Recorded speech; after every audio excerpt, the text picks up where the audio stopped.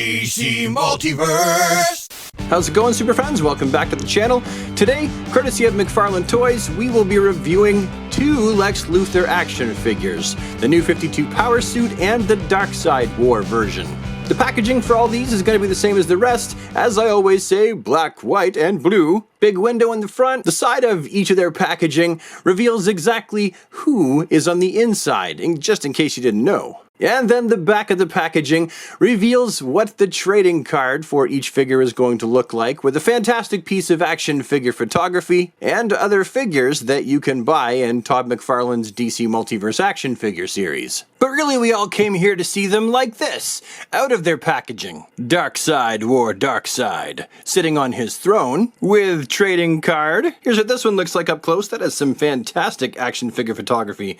Sure wish that he had have actually came with a mother box though. So you could see it floating there right by Darkseid's chair. That would have been a cool accessory. And also here's the back, and if you really want to, you can pause to read this short bio if you like. If not, we'll just put this back here. And then we have the classic-ish looking green and purple power suited Luthor. This is one that I was really stoked about. And he comes with an extra set of hands and his trading card, standing in a very classic-ish looking Lex Luthor-y pose. Look at all those gnarly skulls that he's standing on. And here's the back of Lex Luthor's trading card, which has a short bio, just like the previous one, which you can pause to read as well if you'd like to. And just so everyone knows, they don't actually have the exact same bio. They do have some of the same bio, but then it diverges closer to the end. And since I got a binder to put all my cards in, we'll just stick them in there like that. I feel like a kid with a baseball card binder again. Now, out of both of these Luthors, I feel like I want to look at the more classic-styled New 52 Power Armor Lex Luthor first. And then we'll move on to He Who Sits Upon His Throne. So the extra hands that this Luthor comes with, they're pretty self-explanatory. One's a punchy fist, and one's a kind of relaxed fingers open hand. Would have been kind of fun if he didn't come with grabby hands at all, just based on the fact that he really doesn't need them. He doesn't come with any grabby accessories. So maybe if he came with two hands like this, and then two hands like that, I feel like that would have made a bit more sense. And the figure itself here is really fantastic looking. I really like this take on Lex Luthor. He's green, he's purple, and he's badass looking. Now you will see a little bit later in the video just how many parts this Luthor figure shares with the other one that we're going to review, but for now we'll just look up close at this Luthor figure. That power armor looks really rad. I love how detailed this looks. This is made out of a softer rubber too, so it's actually on top of that articulation point, so I don't feel as I'm pushing here it's going to get in the way, but we'll get more into that in just a second. It's a softer rubber here. You've got the purple underneath, again, lots and lots of details, just loaded with sculpted fantasticness. Soft rubber shoulder pauldrons here that attach onto the back, because this is actually a separate piece. This is harder plastic and this is softer, and it continues over here. So if you look underneath here, the suit actually ends here, the softer rubber portion, and this is the harder plastic portion. His midriff is just loaded with details, the same thing with his butt in the back of his legs. This is a superbly sculpted figure. This is going to be one of those McFarlane figures that I really like. It's going to be one of my top figures, absolutely for sure. The head sculpt is actually really awesome as well. I like this a lot. He looks angry, he looks no nonsense, he looks like he's not going to put up with your crap.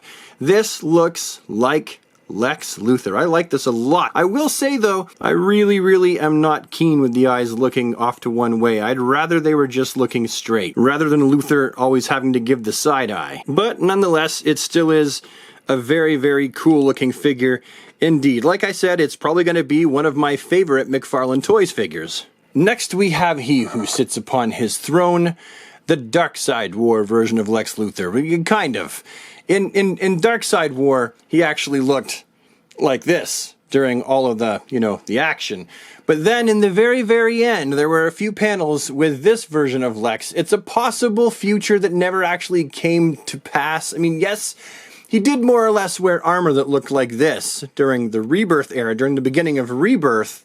However, that whole what's going on over here above the shoulders was never actually a thing. As for his throne accessory, I want to look at that first. This is very cool. This is possibly the largest accessory to come with a single figure that I've seen that McFarlane has released. It's a big throne. It's got a wash to it, and the wash is simple enough, but it's effective. It brings out all of the details, the Omega symbol and everything for the throne here. So it doesn't need to be difficult. Sometimes the most simplest stuff is the most effective. It's made in 3 parts. There's the back panel right here, and then you can see where these pegs actually each hold in a piece of the throne. If there's a line right here, and so the throne is actually made out of 3 pieces. It is hollow as Santa is fat. Nonetheless, it is a very, very cool accessory. Now, as for the figure itself, it's a nice, striking metallic shiny blue with some red accents and that really fantastically sculpted S on the chest of the armor there. They just did a really fantastic job sculpting this upper piece and pauldrons of the body armor, where it's actually different than the green and purple Lex Luthor. The wrist guards on this one are actually different, as you can see in comparison to the previous one, but that's it.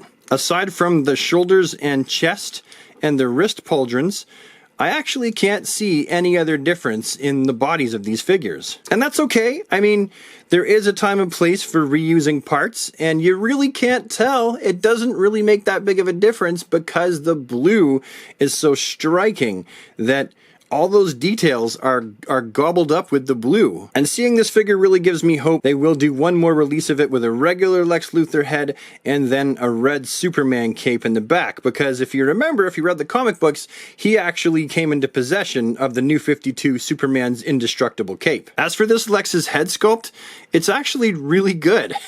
Again, just like with the previous one, this actually really looks like the version of Lex that it's supposed to. I really like this a lot. It's painted good enough for my liking, sculpted well, so no complaints there. Now just quickly hopping into the realm of comparison, on the left, we're going to start with the Superpowers Collection Superman, and then we're going to move on up to the DC Icons, and then we have virtually the exact same version of the Power Suit, only this one is a DC Direct version based off of the Crisis on Infinite Earths action figure of Lex Luthor. Then we have a DC Universe Classics Power Suit, and of course we have the Power Suit that's part of the review today, the New 52 McFarlane Toys version. Now the only figure I'm going to crack out to compare to the Darkseid War version of Luthor is my Mattel Collect-to-Build version of the Darkseid War Lex Luthor. I've actually taken his cape off just to make for the better picture so that it's an easier comparison, but I think that both of these figures do a more than adequate job portraying this version of Luthor. And of course, there had to be one more comparison with the green and purple Power Suit Luthor, and that is to that of the Man of Steel. Looks pretty good. Now, for the articulation segment, I'm actually going to use both of these guys, because they're going to have the same articulation, which is the head on a roundy joint, lots and lots of motion. And if you're wondering, Darkseid War Luthor has the same amount of articulation. I only showed this one twice because he's got that big helmet. You've got the torso articulation up there, ball joint, as well as the waist, and that is enough articulation for me, no problem. You can see that these pauldrons, being made out of soft rubber, are not going to hinder the rounded hinge in the armpit there from doing its job, as well as the bicep swivel. You can see it goes around like that. Of course, they both have double-jointed elbows, both of which crunch up adequately. The pauldron might get in the way of that. Let's move it down a bit and show you.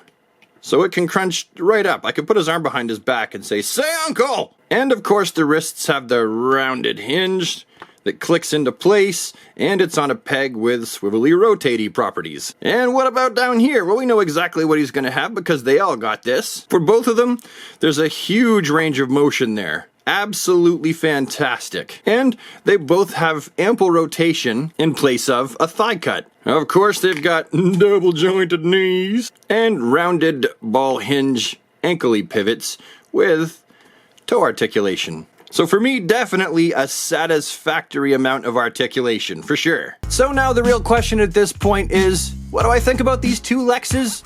I like them both very much. Again, I do kind of wish that the Darkseid War Lex had it came with a cape and a secondary Lex Luthor head, but I do think that these are both two stupendous figures. Lex Luthor is a figure that I was really hoping and waiting for Todd to produce in his DC Multiverse line, and I'm not disappointed in the least. They look good, they've got enough articulation for someone like me, and I would think probably most collectors, and having Lex, an essential villain to the DC Universe, added to the collection is awesome also because it puts us one step closer to having a Legion of Doom. We've got Luthor, Gorilla Grodd, Bizarro. I hope that the next one he produces is Sinestro. I really want a Sinestro to go with my Hal Jordan and John Stewart Green Lanterns. So yeah, I really like these guys. If you see them out in the wild when they've been released, don't hesitate to pick them up because they are truly fantastic. Big thanks to Todd McFarlane's team for sending me over these review samples. And as always, super friends, have yourself a super awesome DC day, and remember to take care. Alright, bye bye now.